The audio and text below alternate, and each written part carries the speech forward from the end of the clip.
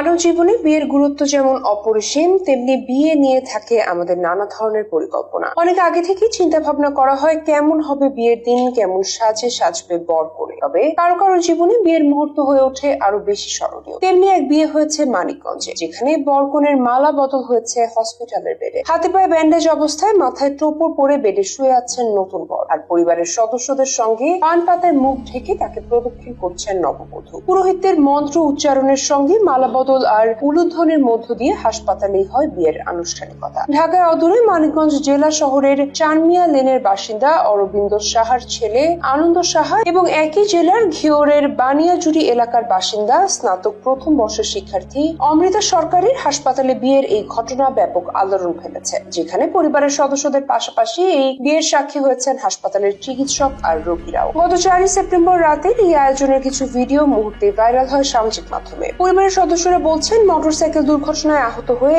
1 মাসেরও বেশি সময় ধরে হাসপাতালে ভর্তি তিনি। আনন্দ সাহার 2 হাত ও 1 পায়ের হাড় ভেঙেছে, ক্ষতিগ্রস্ত হয়েছে কোমরের হাড়ও। সব মিলিয়ে হাসপাতালের বেডে শয্যাশয়ী আনন্দের সুস্থ হতে আরো অন্তত 3 মাস সময় লাগতে পারে বলে জানিয়েছেন চিকিৎসক। আর এই কারণেই আগে থেকে ঠিক হয়ে থাকা বিয়ের আয়োজন হাসপাতালের বেডেই সেরে নেওয়ার সিদ্ধান্ত নেন দুই পরিবারের সদস্যরা। এদিকে হাসপাতাল কর্তৃপক্ষ বলছে, রোগীর পরিবারের সদস্যদের অনুরোধের প্রেক্ষিতে হাসপাতালে স্বল্প পরিসরে বিয়ের আয়োজন করার অনুমতি দিয়েছেন তারা। অন্য রোগীদের যাতে কোনো সমস্যা না হয় সেজন্য হাসপাতালের অব্যবহৃত একটি ফ্লোর পরিচ্ছন্ন করে বিয়ের আয়োজন করতে আমরা সহায়তা করেছি বলে জানান মানিকগঞ্জের আফরোজা বেগম জেনারেল হাসপাতালের মেডিকেল অ্যান্ড ইউনিট প্রধান ডক্টর সিরাজুল ইসলাম। এর আগে গত 7 আগস্ট ঢাকা আরিচা মহাসড়কে পেঁয়াজ বোঝাই ট্রাকের সঙ্গে মোটরবাইকের দুর্ঘটনার শিকার হন মানিকগঞ্জ শহরের বাসিন্দা ব্যবসায়ী আনন্দ সাহা। ওই দিন ঢাকার শ্যামলীতে একটি বেসরকারি হাসপাতালে ভর্তি করা হয় তাকে। পরিবারের সদস্যরা বলছেন, দুর্ঘটনার মাসখানেক আগে গত 11 জুলাই মানিকগঞ্জের ঘিওরের অমৃতা সরকারের সঙ্গে বিয়ে ঠিক হয়